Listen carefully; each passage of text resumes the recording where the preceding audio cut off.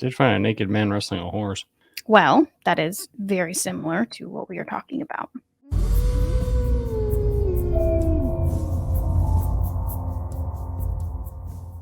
Good evening, everybody. Welcome back to Spirits and Ghost Stories. I'm your host, Thomas Ahrens. And Carly Bird. Well, week 27, guys. We made it to week 27. We are approaching the Super Bowl in the gauntlet of February. Spring is thinking about coming eventually. Oh, it's 50 degrees today outside, and I'm like obsessed with it. It's fantastic. Hence the shorts. I know, right? And then my classes have started. I'm in my final gauntlet semester for my MBA program. And then by the end of July, by July 31st, I will have graduated. And August will be my first month in a very long time with no school. Yeah. It's scary. I feel like it's like Shawshank Redemption. I don't think you'll be able to handle it. It's going to be pretty crazy. You're going to have to go like through a week-long cleanse of like just doing like nothing. Yes. It's going to be weird, but we'll get more into that as we get closer. We'll have some kind of celebration. I know I'm going to be celebrating. We got a lot of time. But that's me. And then I'm working still while doing all that. Fishing the DMV is going extremely well, which is my other media project I'm working on. Everything's going. It just feels good. Yeah. I have a huge test that would hopefully, for my career. We got some time. Talk to us about that. A certification test. I took it about a year and a half ago and got a decent score. But if I can get my points up just a little bit higher this time, I can get a nice chunky raise. So that's basically what I'm going for. And that is tomorrow. And that's about a 2-hour drive to get to the testing location and then take the test. It's going to be 3 hours. You asked me before if I can actually, what's it called? Like prepare myself mentally and just like study. And no, there's no studying. It's just, it's a test. And knowing that taken it before, I know the format of it, but obviously I don't know the information that I'm going to have to actually answer questions on and interpret for and things like that. So it's a performance test. So they set a camera up in front of you and they have a little screen and you just have to interpret what you see. And then they send it off to people that actually grade you. And then you get your score back in 3 to 4 months. And then a couple months after that, you get your raise if you get a high enough score. I mean, I know it's stressful, but you're going to do a wonderful job. Just don't be yourself. You know what to do. You got this. Do be myself. Yes. Thank you. Do be yourself. Do be myself. Do you. Smooshy smoosh. Smooshy smoosh. But and then drinking wise today, guys, it is Spirits and Ghost Stories. Our big hook is entertaining different beverages, but we also believe drinking responsibly and a healthy lifestyle. And so for the month of February, no alcohol. We're not doing alcohol at all. We're eating healthier. Yeah. Again, we're focusing on our fitness. Yes. We've gone to the gym. Yeah. 3 days in a row. That's the reason we look like little gym rats sitting here in front of you right now. I mean, he looks the same as he always looks because he is a gym rat. But I now fit the part. And you have done a remarkable job. You're losing weight, looking toned and sexy as ever. Congratulations. And so, but don't worry, guys, we'll be getting back to that. But again, drink responsibly, be healthy, balance in life. That's what's very important. Right. Stick with the other addiction, which is caffeine. Yes, it is the thing of the gods. So Carly is actually presenting a story this week. Carly, what do you got? Okay. First, I'd like to walk you down this little path of investigations that brought me to this story. First, obviously, we did the Sasquatch story last week. I had a lot of fun gathering up all of that information, the history behind it, the websites that you can see, all of the Sasquatch findings throughout the world, that kind of deal. So as I did my research on the Sasquatch, it brought me to, it was like Sasquatch is like other mythological creatures. And it said the Snallygaster, the Snallygaster, right? Like that, like the Loch Ness monster, like the abominable snowman, all of those creatures. And I was like, oh, what if we just go down this list? The next one will be the Loch Ness monster or the abominable snowman. So I started to do a lot of research on that creature in the snow that people talk about. And I found a lot of information out, but it felt too similar to Bigfoot. Yeah. And I was like, back to back, like maybe we'll get into the abominable snowman later in life, throughout this podcast life. But let's maybe look into something else. So I was like, fine, let's research the Loch Ness Monster. So as I got through the Loch Ness Monster, I realized that's a Scottish myth Hmm. of the Loch Ness Monster. And there are other creatures out there Ooh. that are also monsters of the water. Wow. Okay. So you're definitely okay. I like what you're doing. Okay. Nice All little curveball. It is a curveball. Okay. So, what I am presenting for you today is the Kelpie. The Kelpie is a Scottish folklore. They are beautiful creatures that took on forms of both horses and humans. Although they looked beautiful and innocent, they were dangerous creatures that would lure people to their deaths by coming to shore. They would take on the form of a horse with a saddle and a bridle to attract attention. Those who were attracted to the animal's beauty would attempt to sit on its saddle and ride it. However, once they sat on the saddle, they would become fixed there, stuck, unable to dismount.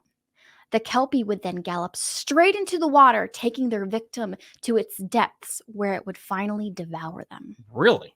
Have you ever heard of the Kelpie before? I have not. I mean, oh, so I know this, we don't want to make this way too long, but like know. there was a book series you read. So she used to actually work in, was it high school? Kindergarten? I worked in the school system. Yeah. Let's just put it that way. I'm just trying to do the age group. So the age group. At the time, I was working in a middle school. Okay. Yes. So she was reading, she was at middle school, and one of the books, through the grapevine, she got this book about this thing called Kong Pao Unska. Kong Pao? It was a Kapal Kapal? Ushka. Kapal Ushka. Yes. Kapal Ushka. Mhm. Okay. Which is pronounced different ways depending on where you're from. Got you. But it was a book series about that. And you want to get into that while I bring up the image of a Kapal Ushka for our audience? Yes. So, those who were attracted to the animal's beauty would attempt to sit on its saddle. We already talked about that. Kelpies would also take on the form of beautiful young women or men, and so the women would sit on rocks by the river waiting for young men to come by, much like the sirens of ancient Greece, which is another mythological beast. They would then seduce their unsuspecting victims and drag them into the water to be eaten. The origins of the Kelpie myth is of Celtic and Scottish mythology. The meaning of the word Kelpie remains uncertain, but it is believed that it was derived from the Gaelic word capal or pale peach, which means colt or heifer. There are many stories about Kelpies, one of the most common being the tale of the Loch Ness Monster. However, it's not clear where these stories actually originated. According to certain sources, the Kelpies may have their roots in ancient Scandinavia, where horse sacrifices were performed. Ew. So let's you want to show the audience this thing? Yeah. So what I have up first for the audience, and we're going to be sharing our screens right now. This right here is actually the Kapal Ushka. This is a hand drawing of one, and that thing is gnarly looking. Right. Like, look at that thing. Right. So basically, Lord. that story, if anybody gets into mythological stories or sci-fi stories, especially about animals and beasts, I highly, highly recommend this story. I started reading it with zero expectations whatsoever and was just completely obsessed with it when from front to cover. It's basically about a mythological creature where they're like horses, as you can see in the picture, but they come from the water, and then people will catch them, try to tame them enough to ride them, and then ride them throughout this race. And whoever wins the race wins a ton of money, or is famous and whatnot. And then they never have to do anything again in their lives. That thing is gnarly as So hell. it's basically about this girl who has nothing. Their parents died. They're getting their house is about to be taken away from them. She can't find a job. It's this tiny little island, but the races are coming up. So she decides that she's going to ride in the race. And throughout the whole thing, it's a beautiful story about the relationship between a person and a horse, and then a cute little love triangle. But Something that could viciously eat you, completely different than like Remington. yeah, that's why it's so fun. It's that it's like you have to actually tame this animal so that it doesn't take you into the water. But the whole time is like people die during this race constantly because the Kapalushka will take them into the water and then drown them and then like eat them if they're not like ready to be raced or if the person isn't skilled enough to control the beast. That's impressive. That is gnarly as hell. But Yeah. yet women love horses. And then the next one here that we have on the screen is the Kelpie. Right. And this is just kind of some ancient lore that I found on the old Google about it. And it's a very interesting, again, I think this goes back to, I think you said this, like that Celtic mythology Mhm. of the horse and how important that was. Yeah. I think I heard somewhere that the horse is like one of the most important animals ever created because it gave humans back in the day to be mobile. Mhm. Like unlike like cows or sheep or pigs, like the horse really changed not only warfare but just people's ability to commute like long distances. Right. And that's crazy. So like that's almost like a mythical thing like a horse has. And so I think it's interesting with the Kelpie that they're taking that reverence for the horse, but now they're applying that twist on it. That's really interesting. And then again, guys, for all of our like listeners, head over to our YouTube channel and you can actually kind of see what we're showing you right now. But it's interesting. It really is. Yeah, well, it's interesting. And I'm about to explain to you kind of why it was brought on, like this twist was brought on to the myth itself. The Scandinavians told stories of dangerous water spirits that ate little children. And the purpose of these stories was to scare children into staying away from dangerous waters. Okay, so much like the boogeyman, the stories of the Kelpies were also told to scare children into good behavior. Also similar to our Christmas cat of what? Do you remember? Scandinavian. Was it Scandinavian? Yeah, okay. Yes. I think so. I think you're right. They would eat homeless people that didn't look nice. Right. So they were told that the Kelpies would come after children who behaved badly, especially on Sundays.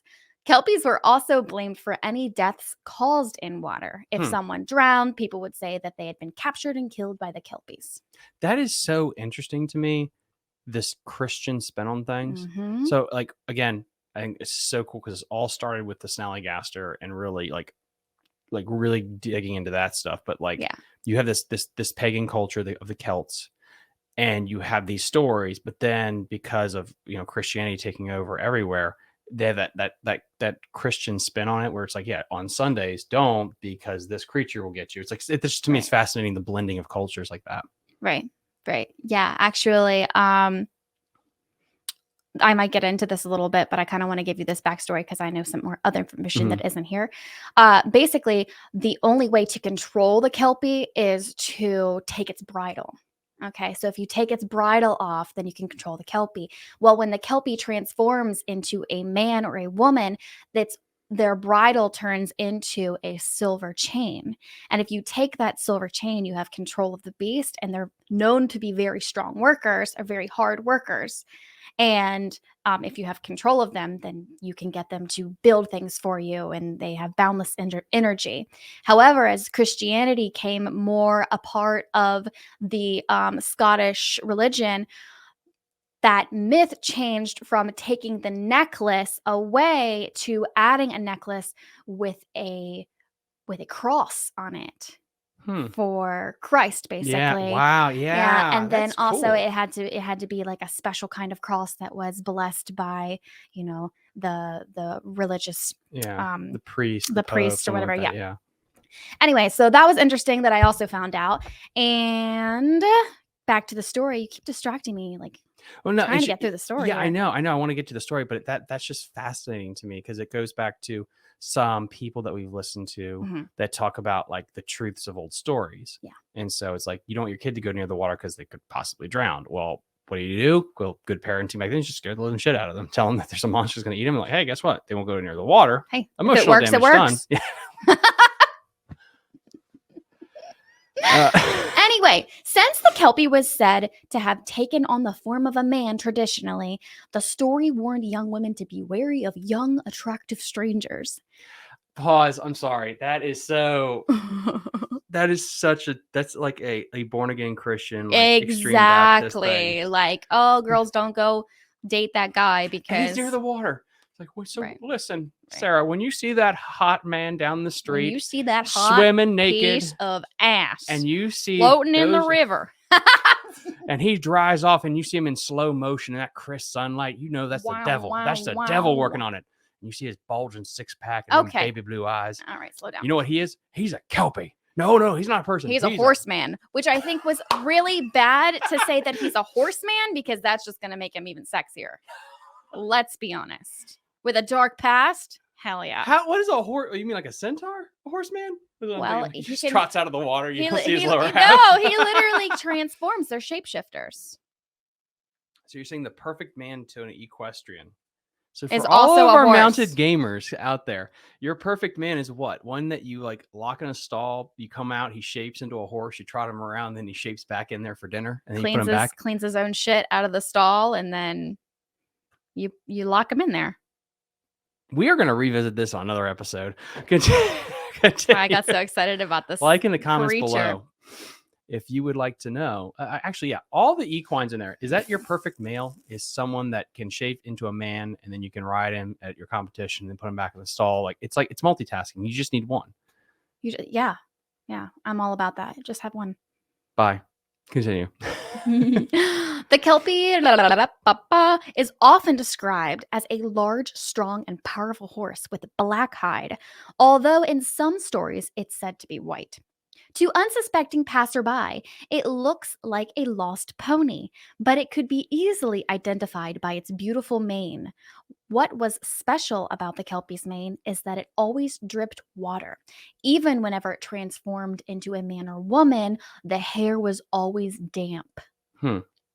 According to some sources, the Kelpie was entirely green with a flowing black mane and tail that curled over its back like a magnificent wheel. That was like the picture we just saw Yes. of him. Yeah. It's said that even when it took on human form, its hair always continued to drip water, which is what I just said. The Kelpie has been depicted in many works of art throughout history in its various forms. Some artists sketched the creature as a young maiden sitting on a rock, whereas others depict it as a horse or a handsome young man. In Falkirk, Scotland, Andy Scott sculpted two large steel horse heads about 30 meters high, which became known as the Kelpies. It was built to bring people together, not only from Scotland, but the rest of Europe, but from all corners of the world. That's interesting. So, question is, what do Kelpies symbolize? I think we kind of answered that question, but there's a little bit more depth into it. The origin of the Kelpies is probably related to the foaming white waters of fast rivers that can also be dangerous to those who try to swim in them. They represent the dangers of the deep and the unknown. Kelpies also symbolize the repercussions of temptation. Those who are attracted to these creatures pay for this temptation with their lives. It's a reminder to stay on track without veering off into the unknown. For women and children, Kelpies represent the need for good behavior and the importance of following norms. Oh. That's interesting. Yes. Okay. Wow. All right. So I couldn't decide on which story I wanted to go with this specific creature. So I have three. I have 3 short stories, which might turn into 2 short stories depending on how long they take to get through. But they're not very detailed, and you can find them in a lot longer form, but some of them are kind of slow to get started. So I decided to stick with the short and sweet.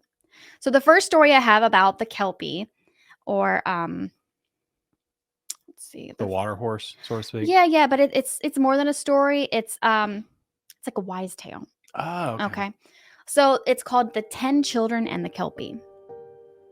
There are numerous stories about the Kelpie, which vary depending on region. One of the most common and well-known stories about these mythological creatures is the Scottish tale of the 10 children who one day came across a beautiful horse by the river. The children were fascinated by the beauty of the creature and wanted to ride it. However, 9 of them climbed onto the horse's back while the 10th kept a distance. As soon as the 9 children were on the Kelpie's back, they got stuck to it and couldn't get off. Oh, wow. The Kelpie chased the 10th child, trying its hardest to eat him, but the child was quick and escaped. In an alternate version of the story, the 10th child stroked the creature's nose with his fingers, which got stuck to it. Realizing the danger he was in, the child cut off his own fingers and cauterized it with a piece of burning wood from a fire he found burning nearby. In a more gruesome version of the tale, like I'm telling you, there's a lot, the child's entire hand was stuck to the Kelpie, so he took his pocket knife out and cut it off at the wrist. By doing this, he managed to save himself, but his 9 friends were dragged underwater by the Kelpie, never to be seen again. That's 3 different. Wow. One is light and fluffy. How The second is like more, and then the third is do you just find like, a pony in the whoa. middle of the woods and all of your friends just hop on it one after another after another? In the Different story, times.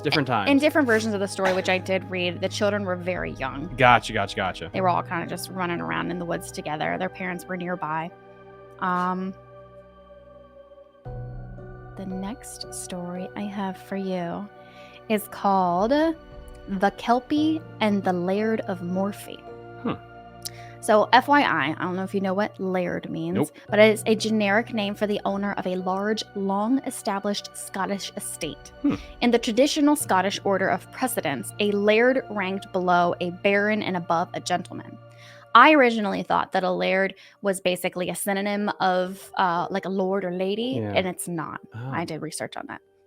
So it has been said that this evil spirit can be caught if you get its bridle off its head. Mhm. It will do anything to get its bridle back. And so the story goes that a Scottish laird wished to build for himself a great castle on top of a hill. He was too mean to pay for laborers to carry the stones. He did not like to part with his money, and so he looked around for ways to get his castle built for nothing. It was one evening when dining with his wife, he struck on an idea. He would capture a water kelpie and use the horse to carry all of his stones up the hill. His wife shook in her shoes at the very thought of it. I was going to say that's a fun dinner conversation. Yeah, I'm gonna capture a water Hey, horse. hon, you know how I'm really cheap? You know that bloodthirsty creature? What if, hear me out, we caught him or her and we used that? And risk our own lives. Yeah. Instead of just, investing into this property. Listen, we need to keep our costs down. This castle, it's going to be a moneymaker. This is how we're going to do it. His wife shook in her shoes at the very thought of it.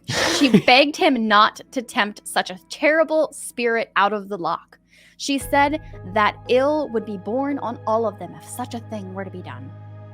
The Kelpie will cast a spell on us, she howled.